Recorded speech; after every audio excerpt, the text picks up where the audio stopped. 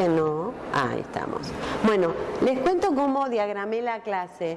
En realidad nosotros vamos a tener sistema de control del ciclo, es decir, quiénes son los actores que participan en el control del ciclo celular. Y esto es importante, el ciclo celular eucarionte. ¿Sí? Vamos a hablar de células eucariontes. Luego vamos a ver las bases moleculares de la transición entre cada una de las fases del ciclo, ¿sí? Es decir, bioquímicamente, cómo las explicamos, y lo que nos va a quedar como grabado virtualmente es la vigilancia y el control del ciclo celular. Y esto es importante que lo puedan comprender porque les va a permitir entender apoptosis y desregulación del ciclo en el cáncer, ¿sí? Es decir, que abarcan varios puntos si comprenden estos de ciclo celular. ¿Está bien? Otra cuestión para que se vayan guiando es que en las diapos les dejé como miguitas de pan para que se guíen, ¿sí? Cuando aparece esta señal es que hay un tema que lo vimos a lo largo de la cursada y que por ahí vendría bien que lo retomen, lo vuelvan a leer para retoman el tema y lo pueden aplicar acá. Porque el ciclo celular, al igual que control, digamos, de las variaciones en el ciclo celular, el cáncer, digamos, hace integración de los temas que se desarrollaron en la cursada. Bueno, vamos a empezar entonces. ¿Cuáles son las fases del ciclo celular en eucarionte? Y esto ustedes lo saben, la fase G1, ¿sí? O GAP1, ¿sí? La fase de S, que es fundamentalmente caracterizada por la replicación del ADN, pero no es lo único que va a estar pasando en las células en esa fase S. Luego tenemos una fase G2, ¿sí? Y la fase mitótica. A lo largo de las fases G1, S y G2, lo que tenemos es el periodo de interfase. Las células están en periodo interfásico y luego van a entrar a realizar la mitosis propiamente dicha. Es decir, que vamos a aumentar el número de células, ¿sí? El número de células, y eso lo relacionamos con proliferación celular. Las células hijas que se generan a partir de una célula progenitora que estuvo en interfase y se dividió por mitosis, las células hijas que se generan son iguales, genéticamente iguales, y tienen una particularidad, en general son un poco más pequeñas. Entonces, durante la etapa G1 temprana, van a transducir todas las señales que lleven a su crecimiento. Crecimiento en las células es aumento de la masa o volumen, ¿sí?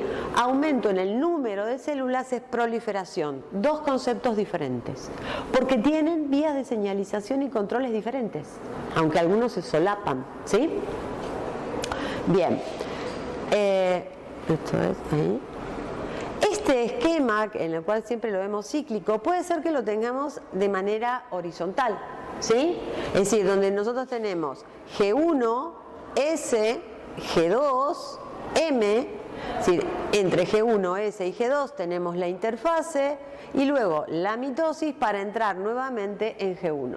¿Se entiende? Sí, porque a veces en los problemas lo solemos colocar horizontal. ¿Bien? Ahora bien, en el caso de las células eucariontes que hacen reproducción sexual, lo que vamos a ver es que tenemos la gameta femenina y la gameta masculina, ¿sí? Las gametas se caracterizan por tener un número haploide, es decir, la representación del conjunto de información de cada gameta es igual a 1N, ¿sí? Haploidía celular, un paquete de cromosomas, ¿sí? Ahora, cuando la gameta femenina es fecundada por la gameta masculina, lo que vamos a tener es que se va a restablecer la diploidía celular, ¿sí? Acá entonces la diploidía celular quiere decir que el número de cromosomas es 2N, uno del progenitor masculino, uno del progenitor femenino. ¿Está bien? Entonces, las gametas son haploides, el mecanismo de restablecimiento de la diploidía celular es a partir del proceso de fecundación. Se genera un macizo, en la primera célula restableció la diploidía y ahora se va a generar un macizo de células, ¿sí? Que se llama mórula. Lo único que se hace es segmentar, dividir, ¿sí? Por mitosis, teóricamente todas las células son iguales, a una masa de células, ¿sí? Entonces lo que tenemos, si aumento el número de células, ¿qué es? Proliferación. ¿Está bien? A partir de este macizo de células diploides, que es la mórula, se van a producir o se van a formar los distintos tipos celulares que constituyen el organismo, ¿sí? Ya sea menos o más complejo. ¿Bien? Entonces, si eso lo aplicamos, este contenido lo aplicamos en lo que ya vemos durante la cursada o en cursadas anteriores, nosotros en cualquier organismo mantenemos la homeostasis. Homeostasis quiere decir condiciones normales controladas, ¿sí? Pueden ser la homeostasis de los iones, la homeostasis de la presión y en este caso la homeostasis del número de células. Si no, ustedes conocen a Botero, al escultor Botero, ese que hace unas esculturas que son todas gordas. ¿Sí? No, miralo, muy simpáticas. Si no, no habría lugar en el planeta si lo único que hiciéramos es dividir, ¿sí? Dividir humanos, dividir vacas, dividir plantas, no tendríamos lugar. Entonces hay un control, un equilibrio entre el número de células que se generan por proliferación y la muerte controlada, ¿sí? Que ustedes van a ver luego cuáles son los eventos que controlan la muerte celular programada. Y esto que tienen acá, ¿ustedes se acuerdan qué era? ¿Cómo se llamaba esto? Esto es un corte transversal de intestino delgado. Es una vellosidad. Lo que teníamos era la luz de la vellosidad. ¿Se acuerdan? Que da hacia la luz. Y teníamos toda una mucosa epitelial, en realidad un tejido, epitelial, ¿sí? Cilíndrico simple, en contacto con la luz. ¿Bien? Ese epitelio cilíndrico simple no estaba formado por un solo tipo de células, sino que había diferenciación, se especializaban en hacer determinadas funciones. Entonces, en realidad, si esto lo esquematizo, lo que tengo es la vellosidad, ¿sí? Esto fundamentalmente es intestino delgado, intestino grueso. Voy a tener un grupo de células pluripotenciales que se dividen de manera, por la medición mitótica, prolifera el número, ¿sí? Se queda un grupo como células pluripotenciales y las otras comienzan todo un proceso de diferenciación celular. ¿Cuál va a ser mi función? ¿Sí? Y esto está determinado por la diferente expresión del genoma y por las características del contacto célula-célula, célula matriz y célula con el ambiente celular, el microambiente. Luego, a medida que van ejerciendo su función, ¿sí? Llegan a la punta de la vellosidad y ahí ejercen mecanismos de señalización que las lleva a la apoptosis. ¿Por qué? Porque estas que vienen acá las vienen empujando, ¿sí?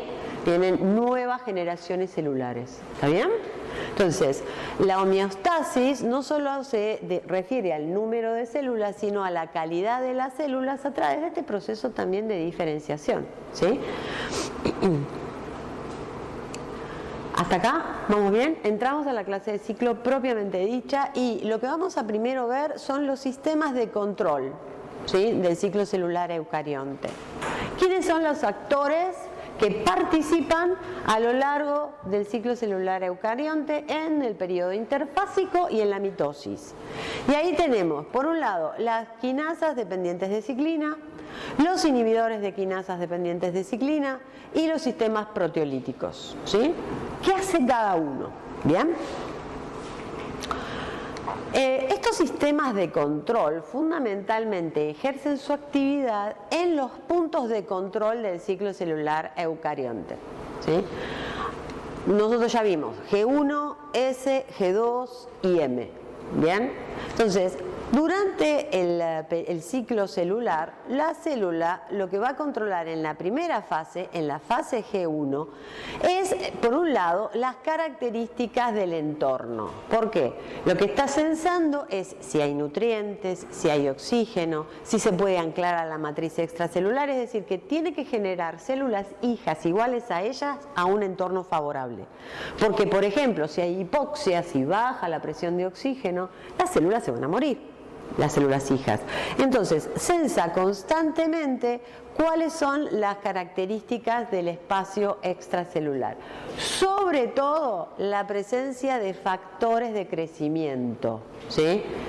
Pero factores de crecimiento, lo vamos a ver más adelante, asociados a la mitosis, ¿sí? Bien, estimulan la mitosis. Además, este es el primer punto de control. Es el punto de inicio, punto start, ¿sí? Que está entre la fase G1 y S. ¿Bien? Luego la célula avanza y genera un segundo punto de control previo a la entrada a la mitosis, y lo que va a controlar, sigue controlando que el entorno sea favorable, pero además controla que durante la fase S el ADN haya sido replicado correctamente, porque si no le va a dar más cromosomas a una célula, menos a la otra, ¿sí? O información deficiente, ¿está bien? Este es el punto de control entre la fase G2 y la M, G2M. Y por último, vamos a tener un tercer punto de control específicamente en la mitosis, que se da entre la etapa metafase y anafase de la mitosis, y lo que van a ver es si todos los cromosomas están correctamente alineados en el uso mitótico, porque nuevamente cuando se separen, si no están correctamente alineados, una célula va a recibir más cromosomas que la otra. ¿Está bien? A lo largo de todo el ciclo, constantemente la célula, además de chequear el medio extracelular, chequea la calidad del ADN. ¿Por qué? Porque si el ADN tiene alguna falla, tiene alguna mutación, pone en juego los mecanismos de reparación del ADN, que vieron o filmó la doctora Casali, ¿sí? Entonces, en cualquier momento puede corregir, y ahí cuando, digamos, esto es como, yo siempre digo, como el patobica de la puerta de entrada al boliche, ¿sí? Podés entrar, no podés entrar, podés avanzar, no podés avanzar, ¿sí? Cuando la célula no puede superar un punto de control, se dice que se arresta el ciclo celular, se detiene, se arresta el ciclo celular. Esa es una definición importante, el arresto de un ciclo celular, y lo vamos a manejar más adelante también. Ahora, hasta acá, no hablamos de algo importante y que también ustedes fueron trabajando a lo largo de la cursada, y es esta fase que algunas células adquieren una vez salidas de la mitosis, que es la fase G0, ¿sí? La fase G0 puede corresponder a células que entran en lo que se llama quiescencia, ¿sí? Una célula quiescente es una célula que está en un estado no proliferativo, pero está viva, no es que se muere, está viva, realiza todo lo que son los procesos metabólicos, es decir, es metabólicamente activa, pero no se divide. Entonces, es un estado no proliferativo reversible. Esto está fundamentalmente asociado a los procesos de regeneración tisular, ¿sí? Esto fundamentalmente afecta a las células indiferenciadas, ¿sí? A las que se llaman stem cells, ¿sí? Y que aparecen en todas las cremas que podamos llegar a tener. Ahora bien, ¿vieron todo lo que hay que hacer para tener una célula en cultivo? ¿Les parece que las podemos tener en una crema? Ni ahí, ¿sí? Pero bueno, esas células indiferenciadas generalmente están en este estado de quiescencia, un estado proliferativo reversible, no proliferativo, perdón, reversible. ¿Cuáles están en ese estado? Generalmente los linfocitos, las células endoteliales de la vasculatura, las células madre pluripotenciales, ¿sí? La quiescencia es diferente a la senescencia, ¿sí? ¿Y de dónde nos suena la senescencia? ¿Del taller.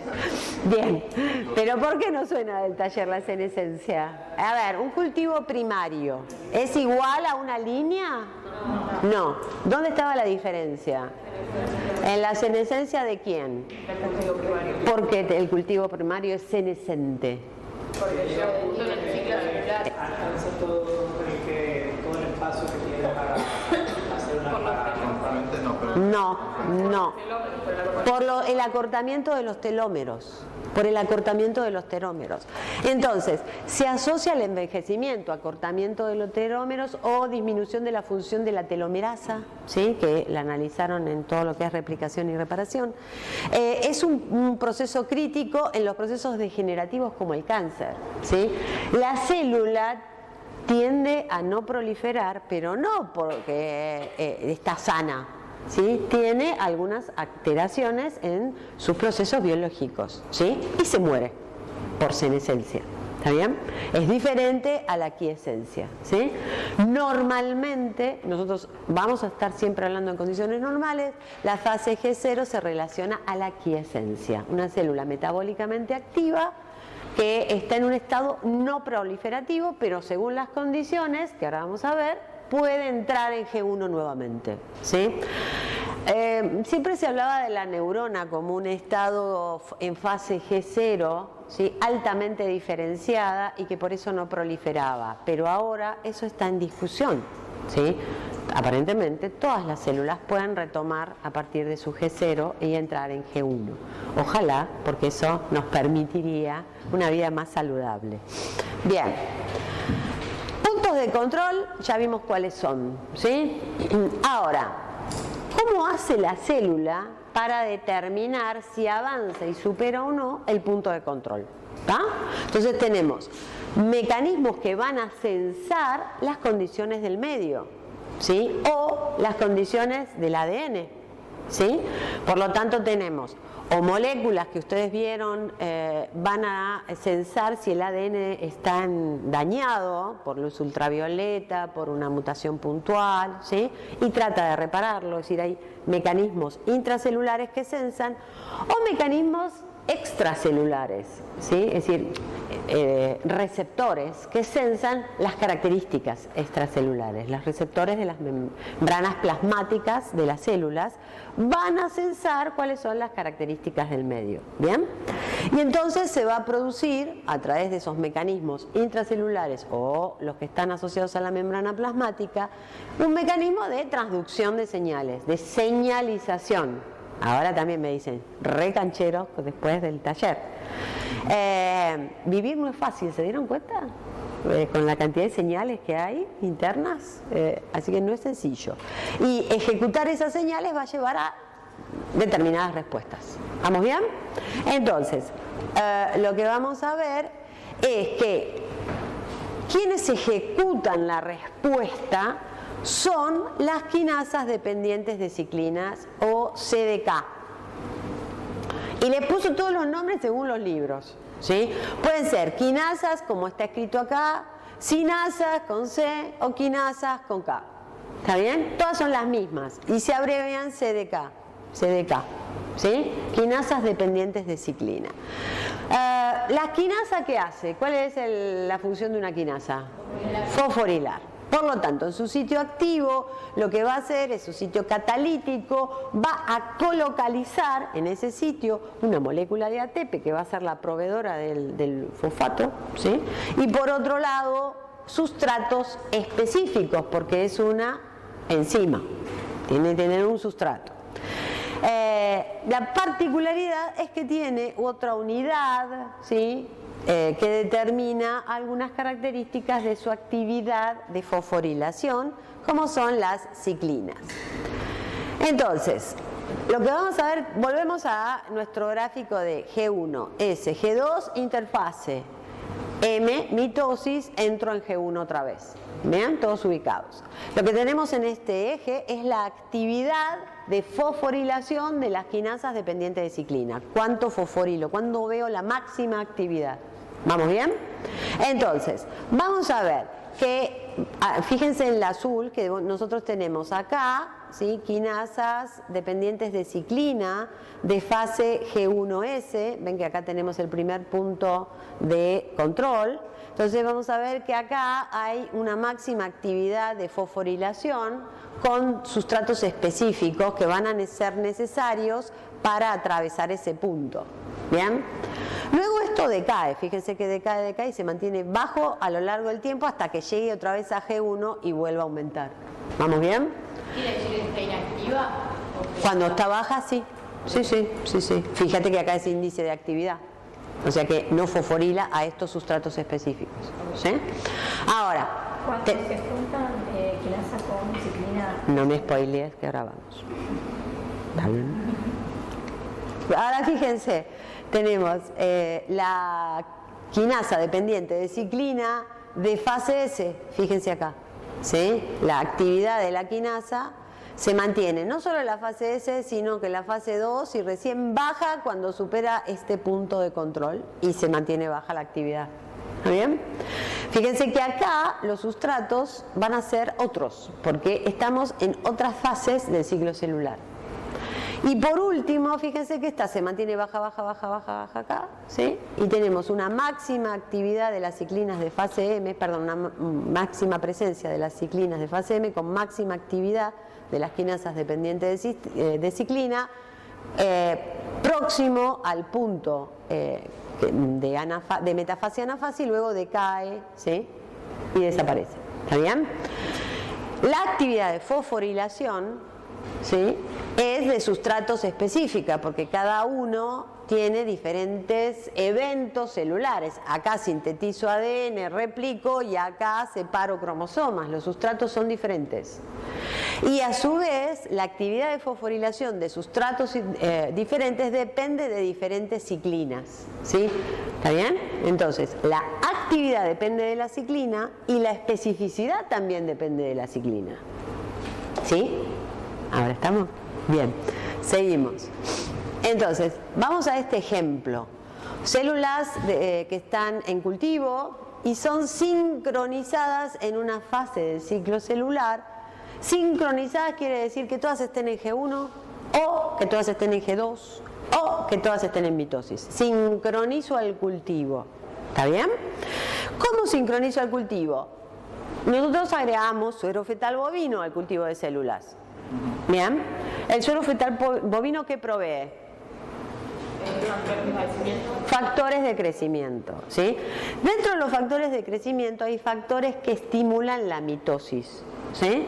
Entonces, si yo tengo mi cultivo agregándole suero fetal bovino, ¿se acuerdan que se va a ir dividiendo, proliferando, es decir, aumentando el número de células? ¿Bien?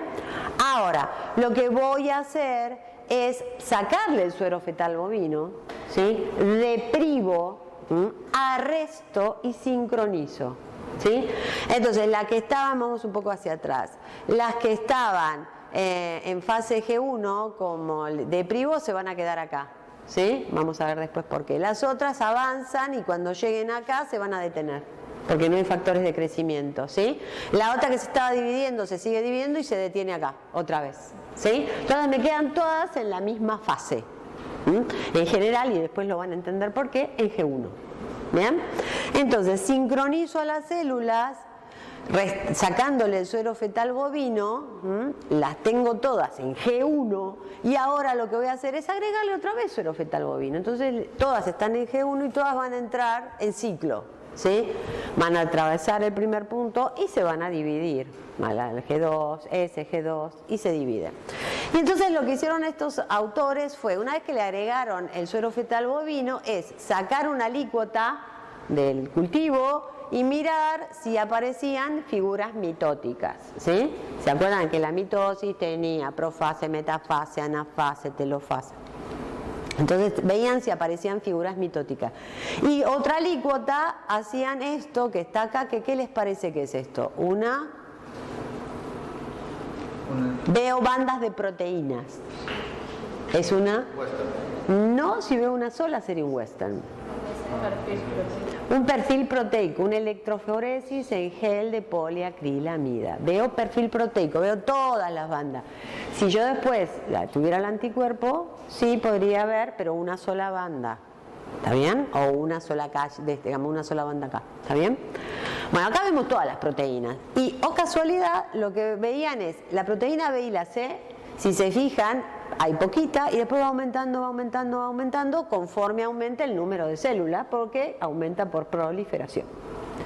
Hay otra que aparece poquita, aumenta, ¿sí?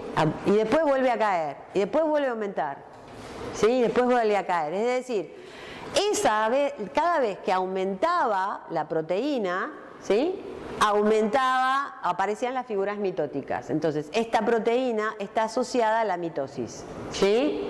Y cada vez que había mitosis, había actividad de la quinasa dependiente de ciclina, ¿sí? Entonces, perdón la expresión, guachos totales, le pusieron ciclina a esa proteína, porque aparecía cíclicamente.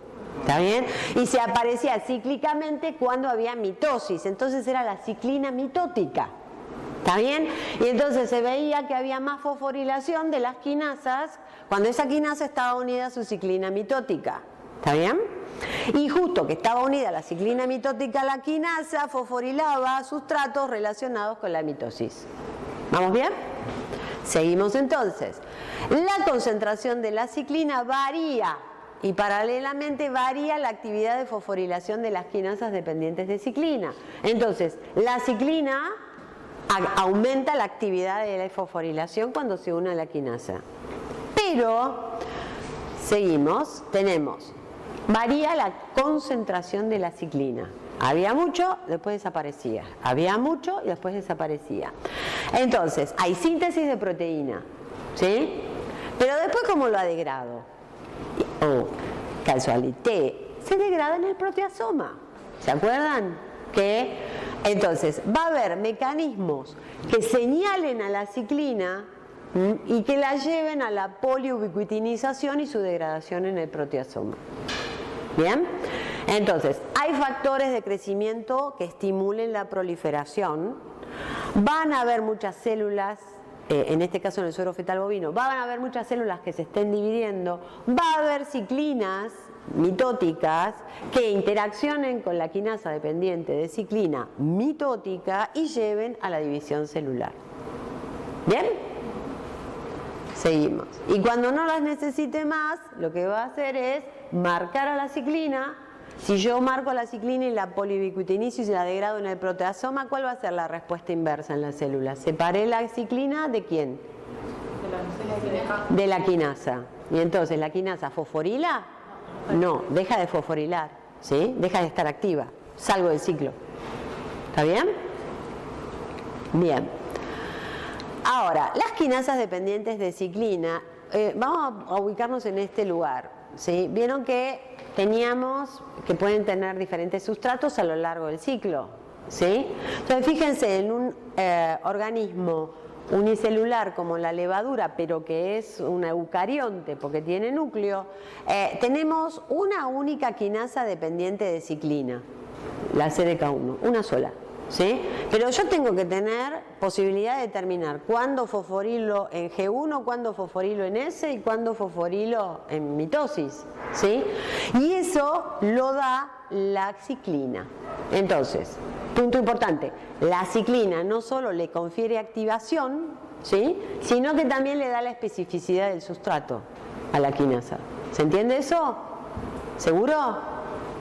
Bien. En cambio, fíjense ustedes, en vertebrados que son más complejos, yo tengo quinasas dependientes de ciclina. Ahora no tengo una sola como acá. Fíjense que tenemos la 4, la 6, la 2, la 1, ¿sí? Muchas quinasas dependientes de ciclina y, lógicamente, como es más complejo, muchas ciclinas, ¿sí?, que van a determinar la especificidad del sustrato. Entonces, la ciclina participa en la activación de la quinasa, porque yo sé que cuando hay ciclina que se une a la quinasa hay más fosforilación, actividad, y a su vez determina a qué sustrato va a tener que fosforilar. ¿Bien? Determina la conformación del sitio activo para que entre justo el sustrato. ¿Avanzamos? Yo tengo una pregunta. Dale. ¿Esa cuando están juntas? La quinasa y la ciclina. Sí, después lo vamos a ver, pero sí. Bien, sigo. Les puse este gráfico. ¿Vieron la película de una serie de eventos desafortunados? ¿No la vieron? ¿No tuvieron infancia? Una serie de eventos desafortunados la pongo para que piensen que la célula no se puede dividir porque sí. ¿Sí? Es decir, necesitamos momentos controlados de lo cual, porque si no, nos crece cualquier cosa. Si empieza cualquier mecanismo de división a empezar a dividirse. Entonces, la división celular, la proliferación mitótica, es un evento metabólico celular altamente controlado. ¿Sí? Entonces, lo que vamos a ver, nosotros dijimos, tenemos la quinasa dependiente de ciclina, ¿sí? Unida a su ciclina. ¿Sí? Dijimos, aumenta la fosforilación, ¿sí? Y la ciclina le dice a quién tiene que fosforilar. Eso está claro. Ahora, cuando se une la quinasa a su ciclina, en realidad no fosforila. ¿Por qué?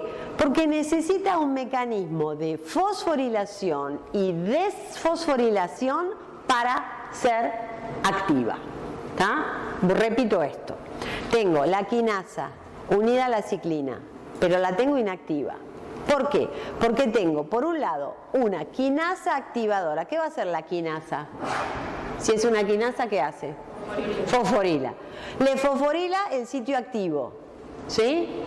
Y a su vez hay una quinasa inhibidora. ¿Qué hace la inhibidora?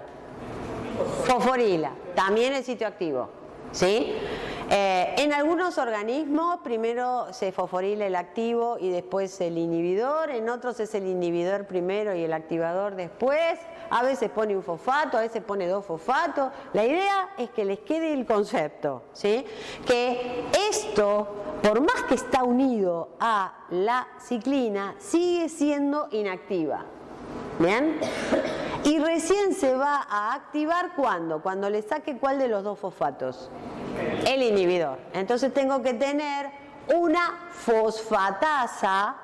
¿Qué hace la fosfatasa? Saca fosfatos. ¿Sí? Para que esto sea activo. ¿Está bien? Bueno. Y acá es lo mismo, pero desde un punto de vista de la conformación, las quinasas son dos dominios globulares, en el medio está el sitio activo, ¿sí?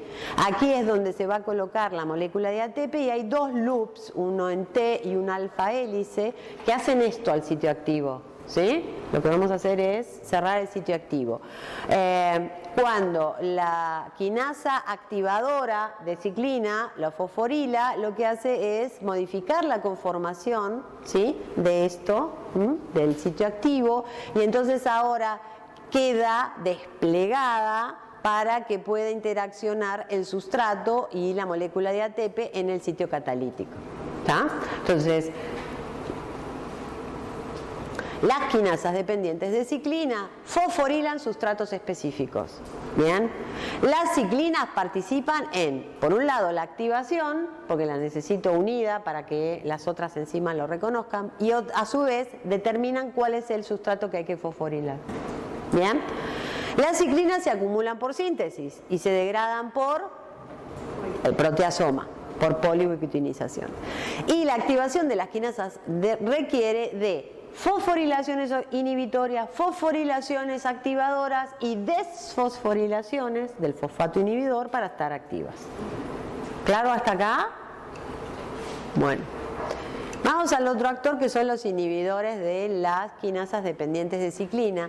Y acá otra vez, me olvidé de ponerlo, hay que evitar activaciones no queridas, ¿sí? Eventos desafortunados. Entonces, por más que la tenga activa, ¿sí? A la quinasa dependiente de ciclina ya superó todo lo que habíamos visto antes y está activa, existen proteínas inhibitorias de su actividad. Y entonces hay inhibidores de las quinasas dependientes de ciclina. Hay CIP, hay KIP, no importan los nombres, son inhibidores de las quinasas dependientes de ciclina. Algunas lo que hacen es inhibir directamente al complejo quinasa dependiente de ciclina. Otras inhiben al sitio activo. Hay gran diversidad de inhibidores de la actividad de las quinasas dependientes de ciclina. Y por último, lo que vamos a tener son los sistemas proteolíticos, ¿sí? Todo esto está participando en el control del ciclo celular para poder atravesar los diferentes puntos de control. Los últimos que tenemos son los sistemas proteolíticos. Y acá tenemos uno que si hace proteólisis, ¿qué hace? Proteólisis. ¿Qué degrada? Proteínas. Bien, primer punto. Degrada proteínas. Acá hay un complejo promotor de la anafase. ¿Qué quiere decir? ¿Dónde va a actuar el complejo promotor de la anafase? En la mitosis, fundamentalmente en el punto de control, metafase, anafase. Como lo hace cíclicamente, lo mismo que la ciclina, le ponemos el nombre de ciclosoma. ¿Sí? Entonces, el complejo promotor de la anafase, ¿sí? Bueno, lo vamos a marcar acá, el complejo promotor de la anafase, va a interaccionar con otras subunidades, ¿sí? Fundamentalmente en la mitosis. Y lo que vamos a ver es que estas subunidades con las cuales interaccionen pueden ser la CDC20 o la CDH1, diferentes subunidades activadoras del complejo promotor de la anafase. ¿Bien? Cuando está activo, el complejo promotor de la anafase va a actuar como una ligasa de ubiquitina. Por lo tanto, va a marcar a la proteína que tiene que degradarse en el proteasoma. ¿Sí? Según con qué subunidad esté interaccionando, va a degradar va a poliubiquitinizar diferentes proteínas que van a ser degradadas en el proteasoma. ¿Bien? Y entonces, uno de esos casos es la ciclina mitótica. ¿Sí? Cuando se activa, lo que va a hacer es poliubiquitinizarla y degradarla en el proteasoma. Consecuentemente, la quinasa dependiente de ciclina de fase M se inactivó. ¿Está bien? Porque degradé a la ciclina que la estaba activando. Hay otro sistema de proteólisis que es este que se llama, porque tiene un complejo de dominios F en la estructura, pero son proteólisis por SCF, es otro sistema de proteólisis, que como tiene esta caja F en su dominio, acá está en realidad como se vería tridimensionalmente, no en un esquema. Esta caja lo que hace es reconocer fosfatos en la molécula, ¿sí? Entonces, si reconoce al fosfato, que está fosforilando a una proteína, lo marca, lo reconoce y otra vez es una ligasa, ¿sí? Y si es una ligasa, poliubiquitiniza. Y entonces marca a lo que se tiene que degradar en el proteasoma. ¿Sí? Muchos de los inhibidores tienen esta actividad, digamos, de degradación. La quinasa dependiente de ciclina, unida a su ciclina, está activa, unida al inhibidor, y de golpe la célula sensa que ya puede empezar a ejercer la fosforilación de los sustratos, tiene que sacarse de encima al inhibidor. Y entonces empiezan a fosforilar el inhibidor para que éste sea degradado y la quinasa pueda funcionar. ¿Se entendió? Bien. Resumiendo hasta acá, les muestro esto que tiene dos ojitos, es la quinasa dependiente de ciclina. ¿Sí? Acá lo que tenemos es la ciclina. ¿Está bien? Entonces tenemos los dos dominios de la quinasa dependiente de ciclina y la ciclina. La ciclina, ¿sí?, interacciona con la quinasa dependiente de ciclina, pero a su vez la quinasa va a tener que estar fosforilada, ¿sí?, por los inhibidores y por el activador, ¿bien?, para poder estar activa. Pero desde ya necesita a la fosfatasa, ¿sí?, que le saque el fosfato inhibitorio para que pueda estar activa. ¿Está bien? Y a su vez, una vez que está activa, puede estar interaccionando con inhibidores, ¿sí?, como este que está acá, con inhibidores. Y entonces, para que pueda accionar, vamos a tener que o degradamos al inhibidor, ¿sí?, ¿está bien? Se degrada el inhibidor. Y una vez que funcione la quinasa dependiente de ciclina activa y la tengamos que sacar de juego, ¿qué vamos a hacer? Vamos a degradar a la ciclina, ¿está bien? Para que se inactive, ¿está bien? Todo lo que acabamos de hablar está en este esquema. Si entienden luego este esquema, entienden toda la primera parte. Este es el primer teórico. ¿Vamos al segundo? Vamos al segundo. No sé qué hora es. Vamos bien.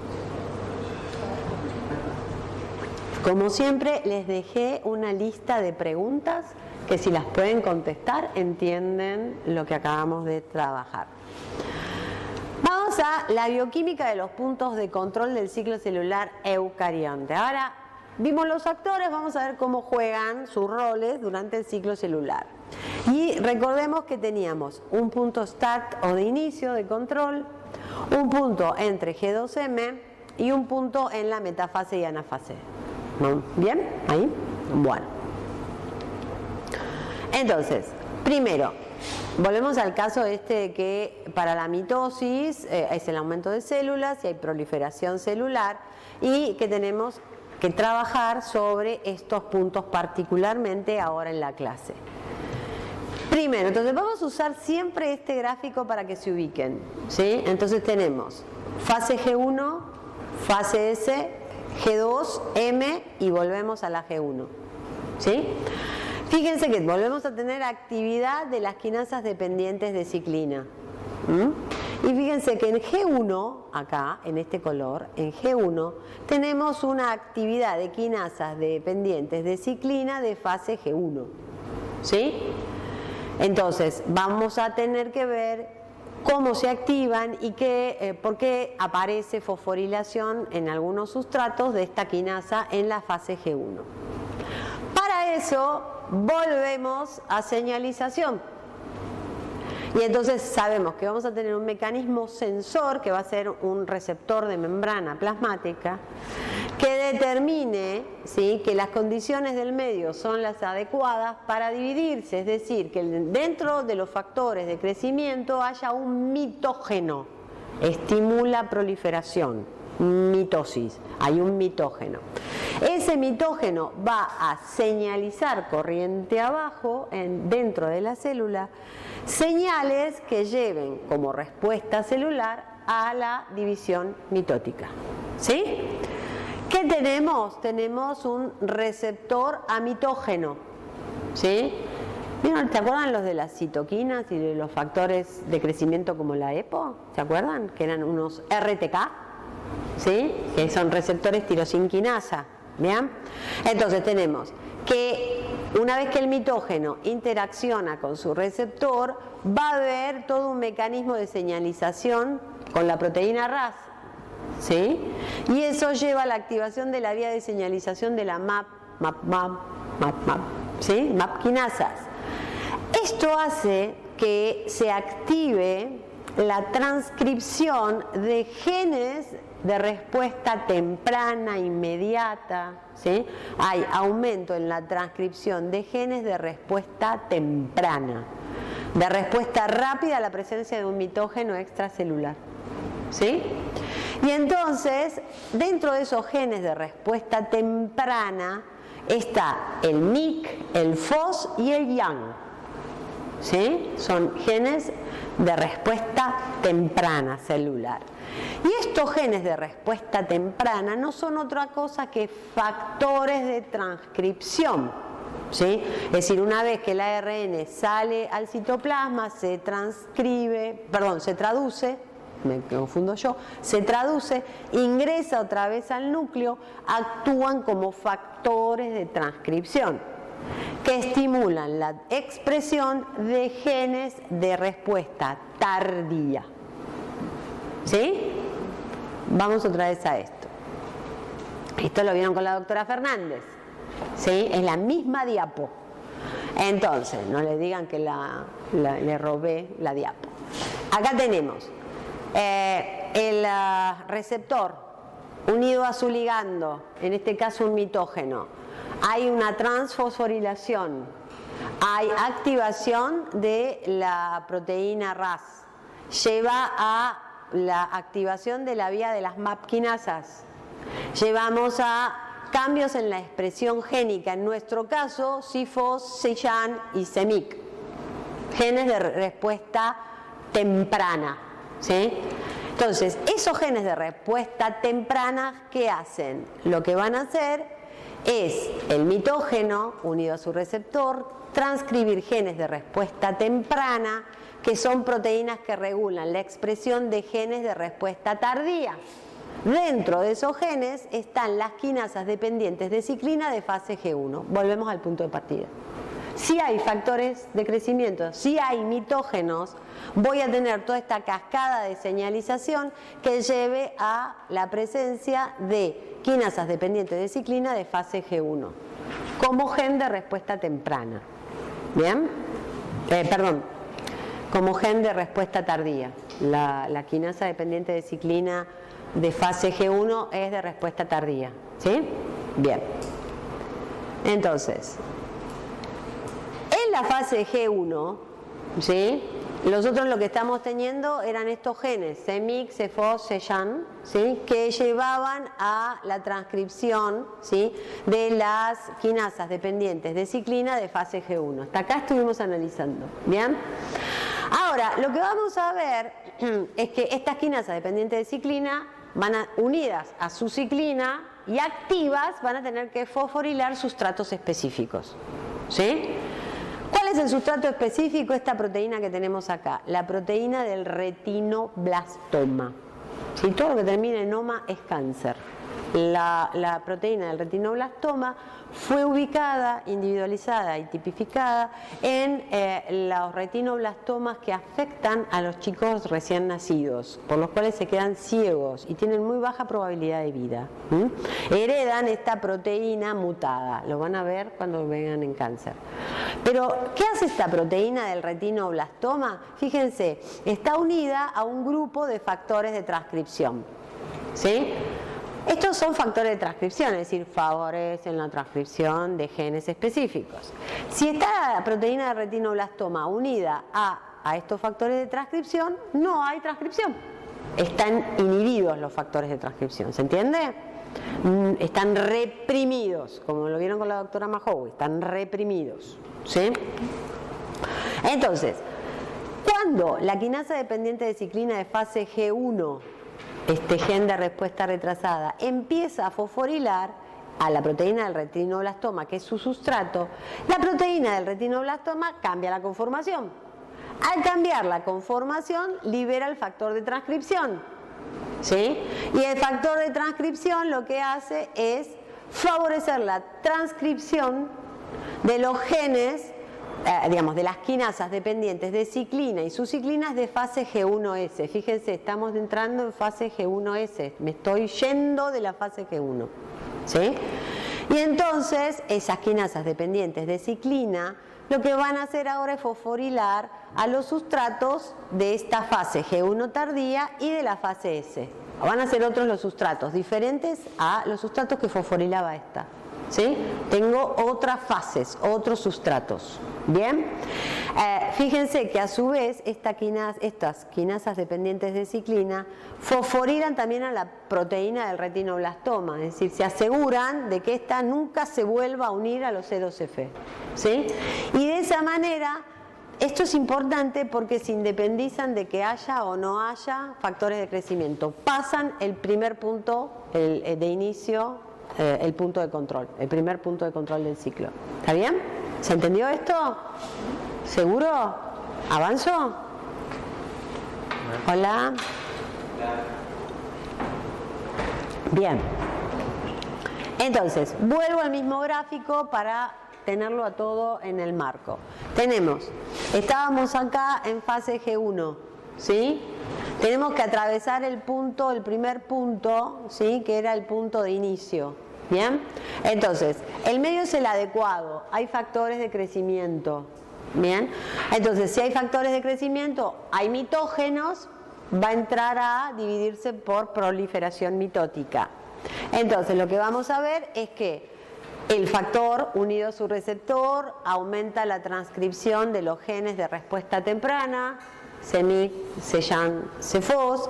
Estos aumentan la transcripción de los genes de respuesta más tardía, las quinasas dependientes de ciclina de fase G1. Esta está activa, va a fosforilar, ¿sí?, a la proteína del retinoblastoma, la fosforila, ¿sí?, y por lo tanto se separa de los factores que ahora activos lo que hacen es favorecer la transcripción de las quinasas dependientes de ciclina de fase G1S. Ahora avanzo acá, ¿está bien? Supero el primer punto de control porque hay factores de crecimiento, porque hay mitógenos. ¿Sí? ¿Se entiende?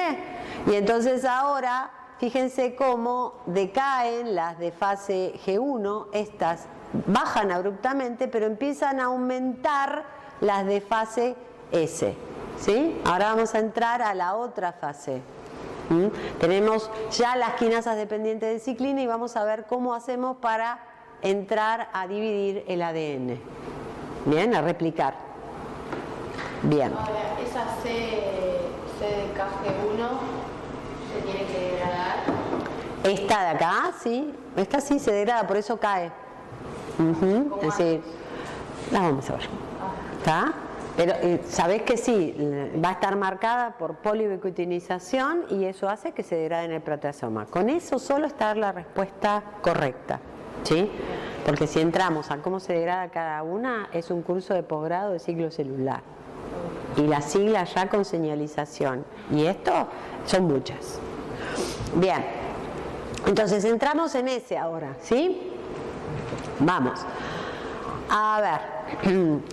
La fase S se caracteriza por la replicación del ADN. Eso es inobjetable. Estamos acá, ya atravesamos el punto G1S, ¿sí?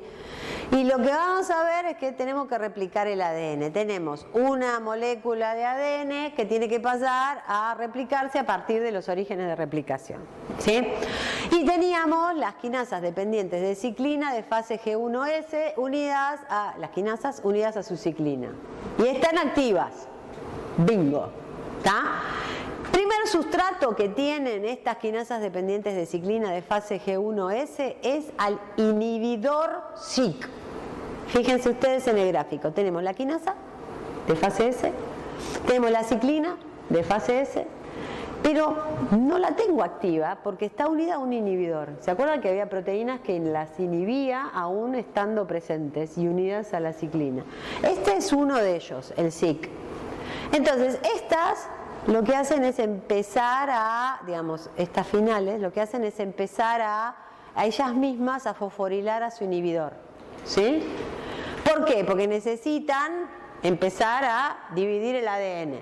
Y una vez que lo fosforilan, el inhibidor se separa, ¿sí? ¿Por qué? Porque ¿se acuerdan del sistema proteolítico que era el SCF? Bueno, cuando estas están fosforiladas, las detecta, las marca las poliubiquitiniza y las manda al proteasoma. ¿Sí? Entonces, tengo la quinasa dependiente de ciclina de fase S unida a su ciclina sin el inhibidor y empieza la replicación. ¿Está? Es el mismo mecanismo. Estas estaban activas, pero no veía que fosforilara los sustratos de la replicación porque estaban unidas a un inhibidor. La misma quinasa y las quinasas de fase G1 hacia el final lo fosforilan y lo mantienen fosforilado y lo reconoce. ¿Se acuerdan que estos reconocían a los grupos fosfato? Lo reconoce, lo marca con muchas moléculas de ubiquitina y lo manda al proteasoma. Entonces, uno de los sustratos de las quinasas dependientes de ciclina de fase G1S es el inhibidor, ¿sí? Y ese es el responsable de la activación. Ahora, vamos a ver que, como vieron con la doctora Casali, el inicio de la replicación se da a partir de los orígenes de replicación. Y entonces tenemos la replicación del ADN en las células eucariontes, está a partir de múltiples orígenes de replicación. ahí se formaban los complejos prerreplicativos, ¿sí? Y luego, a partir de los orígenes de replicación, están las dos horquillas de replicación que forman la burbuja, y esto ocurre una sola vez. ¿Por qué tiene que ocurrir una sola vez? ¿Por qué se tiene que replicar el ADN una sola vez? Por ciclo. Para que tenga las células hijas tengan la misma cantidad de ADN que la célula progenitora. Entonces tiene que ocurrir una sola vez, ¿sí? Por más que afuera haya mucho factor de crecimiento, el ciclo es de una vez, de una replicación por vez.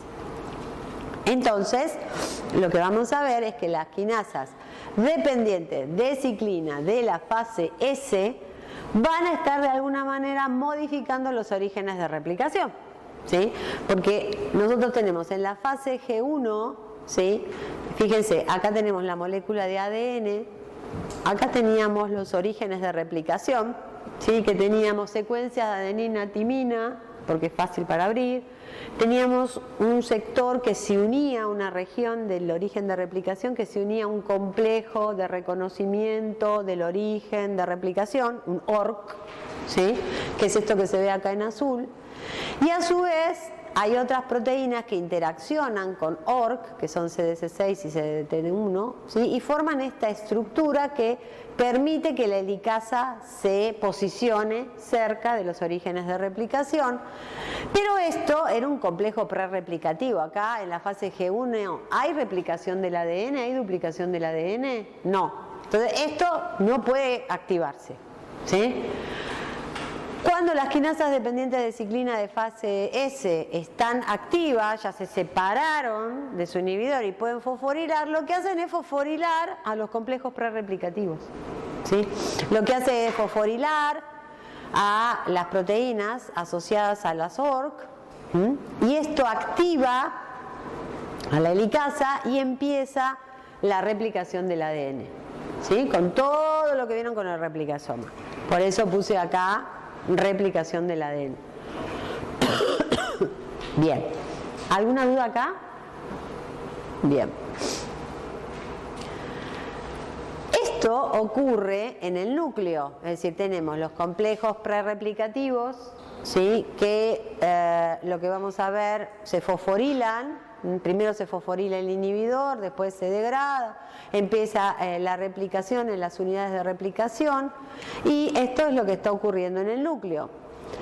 A medida que el ADN se replica, no es fácil traer niños a la vida, ¿se dan cuenta? Y mantener los tejidos. A medida que el ADN se replica, lo tengo que enrollar en los nucleosomas, ¿sí? Porque si no, no entran en el núcleo de la célula. Y entonces, lo que vamos a ver es que paralelamente, porque la fase S siempre dicen duplicación del ADN, ¿está? Pero además hay síntesis de histonas, ¿sí? Hay síntesis de histonas, porque si tengo el doble de ADN, voy a tener que enrollar el doble de ADN, ¿sí? Entonces, lo que vamos a ver es que esto es lo que está graficando acá, es la horquilla, digamos la Y, ¿sí? La horquilla de replicación, ¿sí? Está avanzando en este sentido, y lo que vemos es que el ADN sigue unido a los tetrámeros de H3H4 mientras se está duplicando, pero intercambia los H2A y H2B, ¿sí? Entonces, de alguna manera, cuando vuelve a armarse, hay histonas nuevas e histonas viejas, ¿sí? Y esto es importante porque así se hereda la regulación epigenética, porque las histonas, las colas de histonas, se mantuvieron. Algunas de estas histonas se mantienen y las otras son nuevas. De ahí que tenemos esa herencia epigenética durante el proceso de replicación. Pero como si esto fuera poco, además de enrollarlo, lo tenemos que empaquetar. Y entonces hay síntesis de histonas y tenemos a esas proteínas del complejo del mantenimiento de los cromosomas, que son las cohezinas y las condensinas, ¿sí? Entonces no es tan tranquila la S, sino que hay actividad amplia, actividad metabólica fundamentalmente asociada al proceso de replicación. ¿Bien?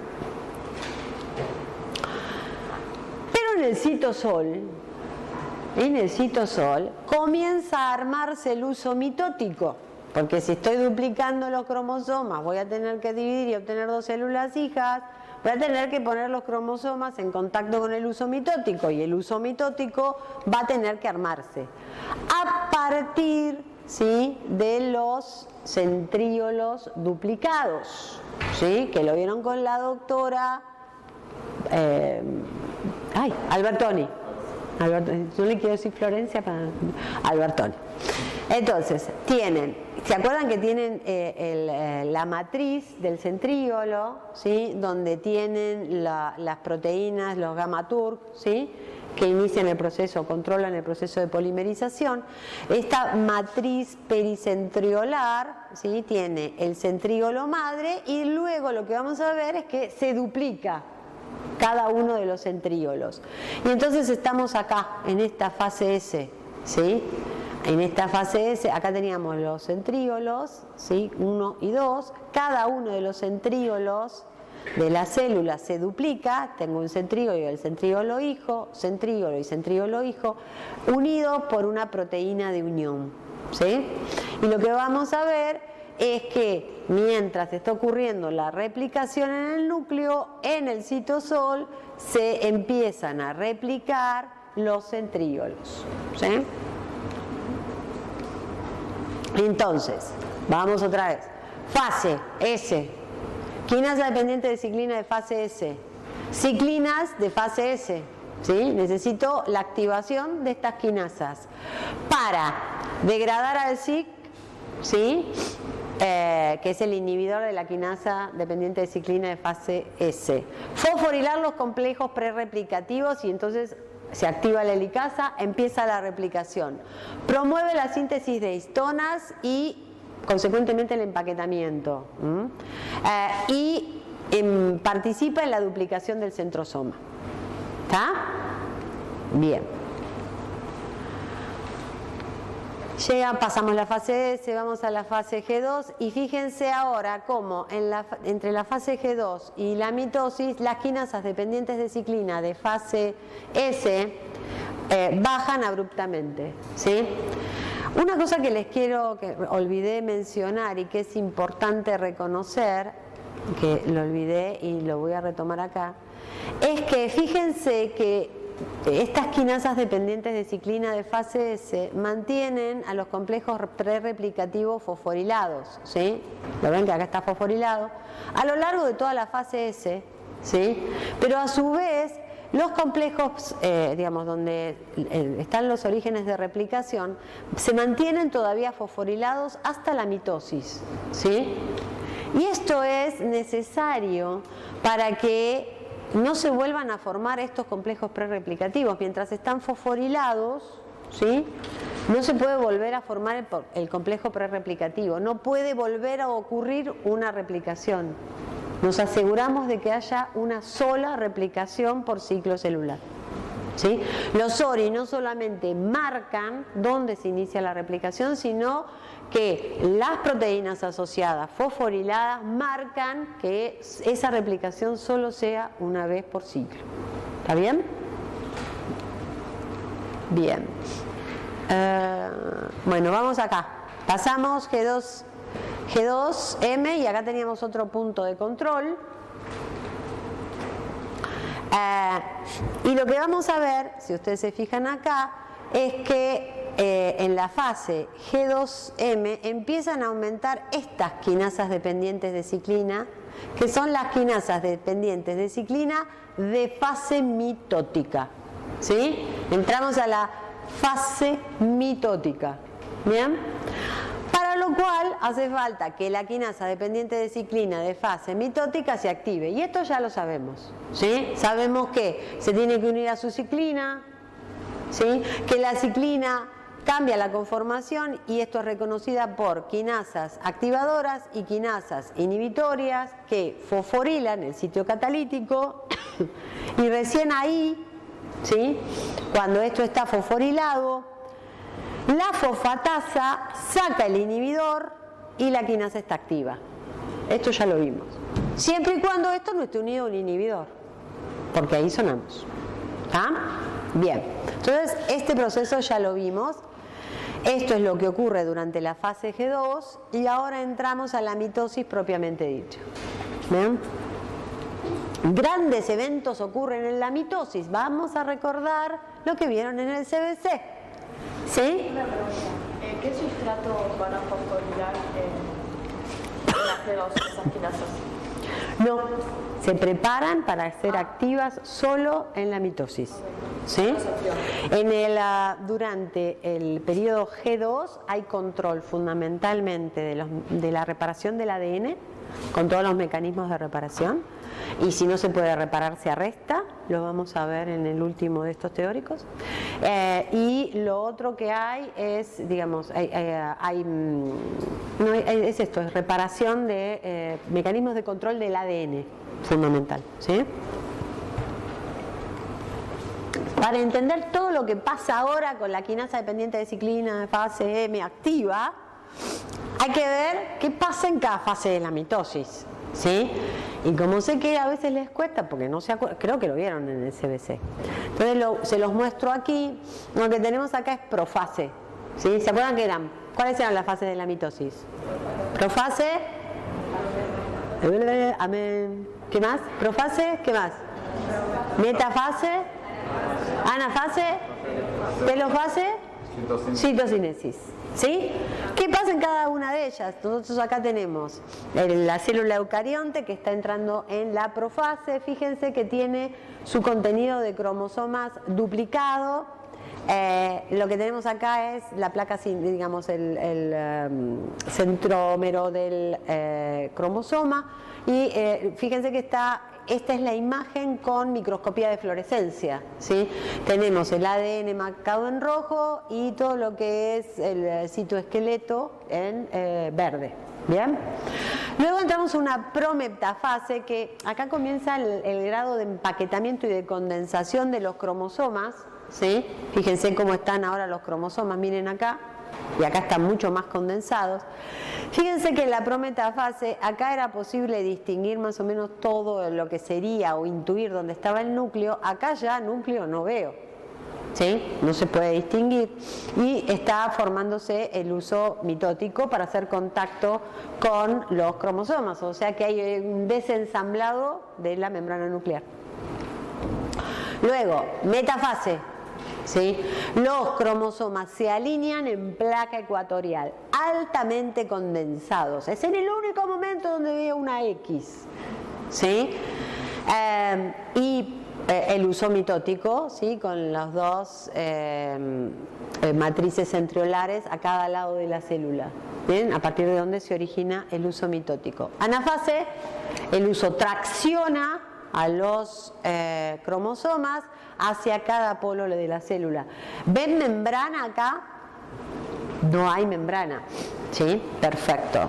Y luego, lo que vamos a ver en telofase es que comienza a visualizarse lo que va a dar lugar al anillo de constricción que caracteriza la citocinesis. Tenemos, fíjense cómo el uso mitótico se retrae. Tenemos los cromosomas en cada polo de la célula. ¿Ven membrana acá? Todavía es difícil intuir dónde está la membrana. Es más fácil verlo acá, digamos, intuir que acá está ya la membrana reformulada, reensamblada. Acá se está dividiendo en el anillo de constricción y se están generando las dos células hijas. ¿Está bien? Bueno, ahora entramos, ¿qué pasa con las quinasas dependientes de ciclina de fase M? Primero, yo tengo que salir de la fase S, tengo los cromosomas duplicados, los tengo empaquetados, pero los tengo en el citosol. En el núcleo. En el núcleo. Esto es el problema que graban. Después uno mete la pata y salta. Los tengo en el núcleo, ¿sí? Y afuera tengo la formación del uso mitótico. ¿Está bien? Tienen que encontrarse, machear. ¿Está? Entonces, vamos a tener que desensamblar la membrana. ¿Se entiende? Tengo que desorganizar a la membrana para que el uso mitótico tome contacto con los cromosomas. Y eso es el desensamblado de la envoltura nuclear, es uno de los sustratos, o son varios los de los sustratos, de las quinasas dependientes de ciclina de fase M, o activas. ¿Sí? Entonces lo que vamos a ver es que estas quinasas de fase M lo que van a hacer es fosforilar a las nucleoporinas y a proteínas de la membrana nuclear interna. Esto hace que al no estar el poro nuclear armado comience a desensamblarse y a retraerse hacia el retículo endoplásmico, todo lo que es membrana, la doble membrana nuclear.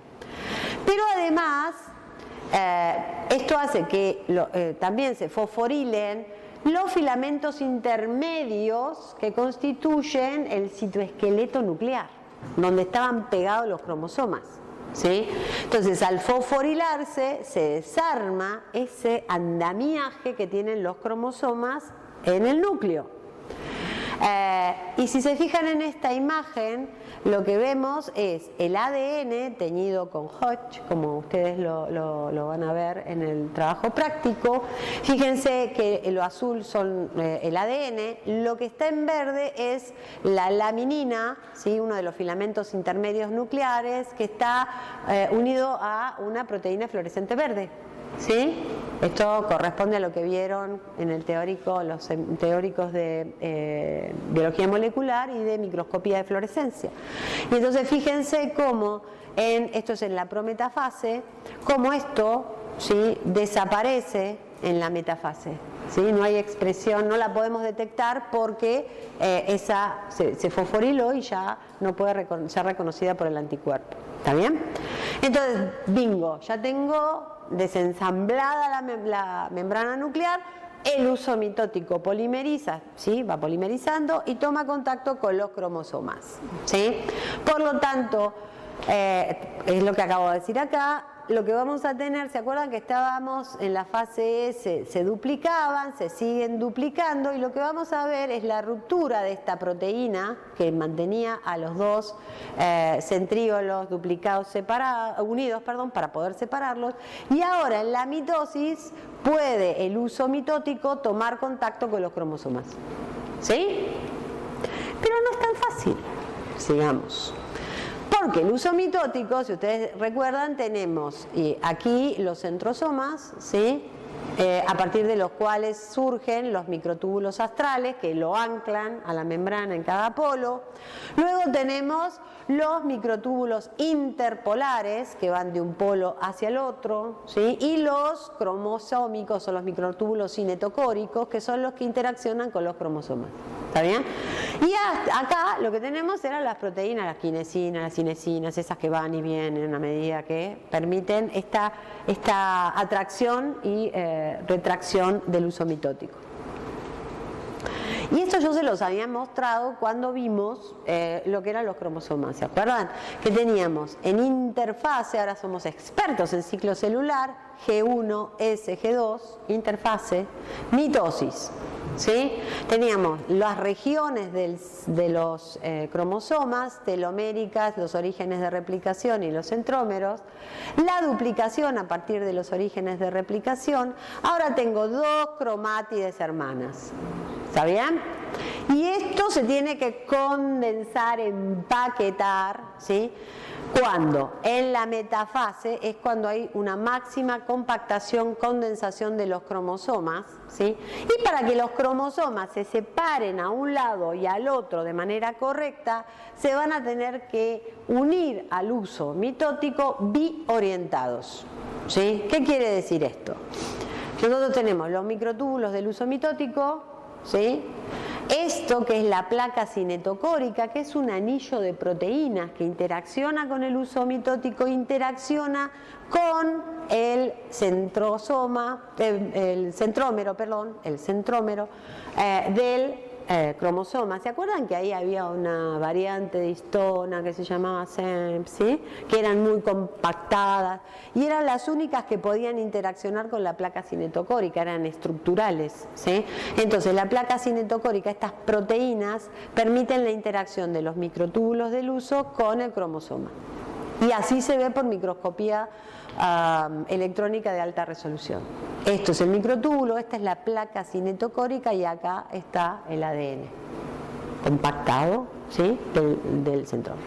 Bien, entonces fase G1, ¿sí? Fase G1, tenemos un cromosoma, lo tenemos unido para empaquetarlo a las coecinas, a estas proteínas del complejo del mantenimiento de los cromosomas. En la fase S esto se duplica, entonces ahora tenemos en la horquilla, a medida que se va duplicando el ADN, las coecinas comienzan a mantener unidas a las cromátides hermanas, ¿sí? No es que anda una por un lado, otra por el otro, ¿tá? Y luego en la fase G2 tengo todo unido por el sistema este del mantenimiento, y lo que vamos a ver acá es que comienzan a unirse las proteínas de la placa cinetocórica en la fase G2. ¿Sí? Cuando se une la proteína de la placa cinetocórica, lo que vamos a ver es que existen fosfatasas que le van a sacar fosfatos a estas coecinas y las van a degradar. ¿Sí? Y lo único que se va a mantener fosforilado y con las coecinas fosforiladas, es la zona donde está la placa cinetocórica. ¿Está bien? Entonces, de alguna manera, la placa cinetocórica no solamente permite la unión con el uso mitótico, sino que también va a ser esas proteínas las que sensen cómo el uso mitótico está interaccionando con el cromosoma. ¿Está bien? ¿Por qué? Cuando decimos que para que se pueda traccionar una cromátide hermana a un lado y otra cromátide hermana al otro lado, ¿sí? Necesitamos que un uso mitótico, o digamos los microtúbulos cinetocóricos estén acá de un lado, es decir, que acá tengo un polo de la célula, y del otro lado que tenga el otro polo de la célula. ¿Se entiende? Es decir, la placa cinetocórica, como está acá, tiene que estar unida a un polo y la otra placa cinetocórica al otro polo. Eso hace que se puedan separar las cromátides hermanas y vayan a cada célula hija. Entonces, necesitamos que estén biorientados. Y para eso lo que vamos a ver es otras proteínas que también fosforilan, pero que no son quinasas dependientes de ciclina, sino que se llaman aurora. Estas proteínas fosforilan, pero no son quinasas, con eso estamos hechos. ¿Sí? Fosforilan. ¿Y qué fosforilan? Fosforilan a proteínas de la placa cinetocórica. ¿Sí? Si están cerquita a la aurora con la proteína que tiene que fosforilar, la fosforila. ¿Sí? Y si están cerquita, quiere decir que los microtúbulos cinetocóricos no hicieron contacto con la placa cinetocórica. Por eso están cerquita y fosforilan. ¿Sí? Esto quiere decir que hay baja tensión, están fofitos, hay baja tensión. ¿Sí? Y esto, imagínenlo, los cromosomas, el uso mitótico está haciendo esto, ¿sí? Con todo lo que le explicaron de la quinesina. Entonces está haciendo esto, toca y trata de ver si puede interaccionar por complementariedad molecular. ¿Está bien? De este lado hace esto, hay cromosomas por todos lados, ¿sí? Entonces va viendo y esto no tiene buena tensión. Del otro lado pasó lo mismo con la otra placa cinetocórica, ¿sí? Entonces en un momento, esto queda fijo con mucha tensión, ¿sí? ¿Por qué? Porque los filamentos, microtúbulos del uso mitótico pudieron interaccionar correctamente con la placa cinetocórica. ¿Está bien? Es esto que dice acá. Si no interaccionan es porque están cerquita, ¿sí? La proteína aurora con la placa cinetocórica está la fosforila, pero si hicieron correcto contacto, esta se separa de la proteína aurora y no puede estar fosforilada. Eso es solo cuando están correctamente alineados, biorientados y hay una máxima tensión en el uso mitótico. ¿Está bien? Pero acá llegamos a que están así como les acabo de decir, ¿sí? Máxima tensión. Está tirando por un lado, está tirando para el otro. Tengo que separar a las coecinas, porque si no, las cromátides hermanas no van ni para un lado ni para el otro. Entonces viene... vamos hasta acá, resumimos antes. ¿Qué hacen las quinasas? Maduran los centrosomas, desarman la envoltura nuclear, ayudan al ensamblaje del uso mitótico, condensan los cromosomas. Y hay otro tipo de quinasas, que son fundamentalmente la aurora B, que van a permitir o van a controlar la condensación de los cromosomas y la ubicación correcta. ¿Está bien? Estas no son quinasas dependientes de ciclina. Bien. Y ahí, entonces yo le decía, y ahora hay que separar. Vamos que ya termina. Hay que separar. Entonces, para eso, lo que vamos a ver es el complejo promotor de la anafase. Tenemos que superar el tercer y último punto de control del ciclo celular. ¿Sí? Y para eso, acuérdense, yo les puse acá, vean la diapo 18, que era la de los sistemas proteolíticos, ¿sí? Y que teníamos al complejo promotor de la anafase que se podía unir a CDC20 o a DT1, ¿sí?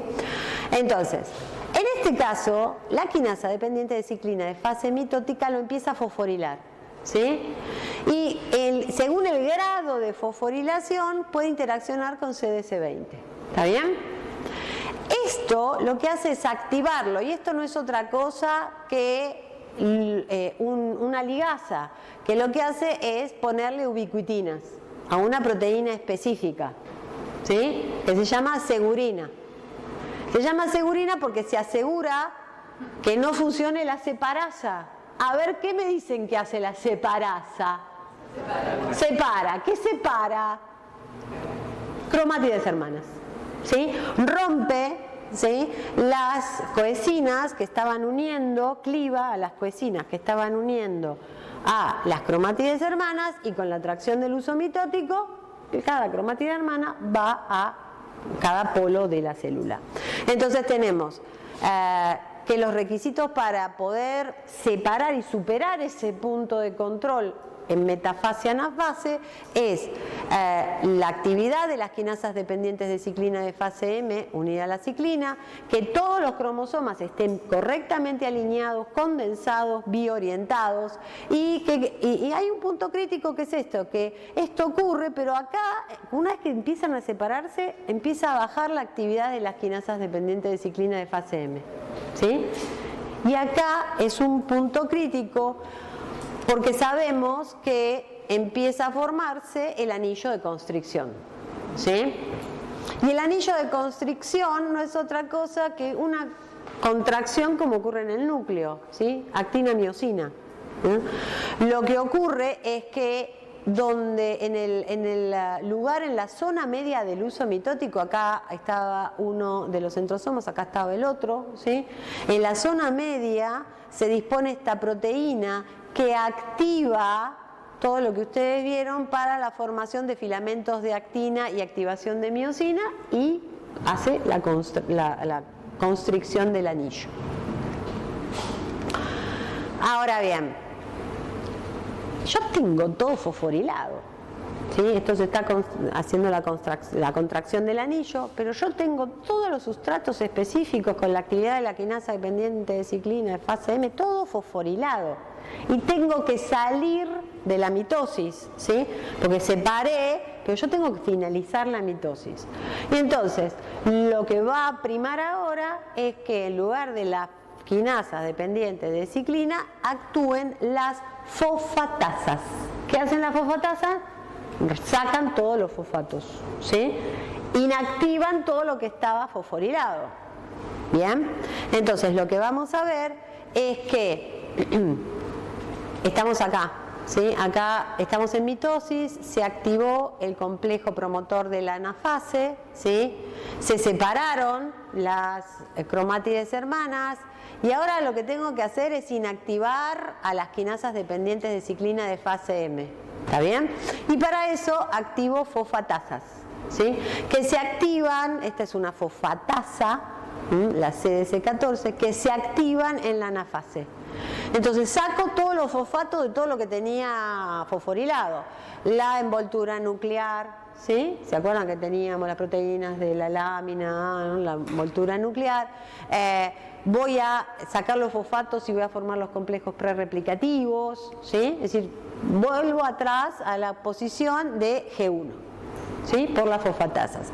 Y lo que voy a ver es que en este caso, por el efecto de las fosfatasas, lo que vamos a ver es que fíjense cómo caen abruptamente, ¿sí? La actividad de las quinasas dependientes de ciclina de fase mitótica. Caen, se inactivan, ¿sí? Y eso es producto de la activación del complejo promotor de la anafase, pero ahora unido a otra proteína que es la CDH1. Y entonces esta, según la proteína que se una, degrada por poliubiquitinización a las coecinas, o en este caso degrada por poliubiquitinización a la ciclina de la quinasa dependiente de ciclina de fase M. Entonces, por un lado la degrada por poliubiquitinización y en paralelo la fosfatasa saca los fosfatos de todo esto. Entro en fase G1. ¿Sí?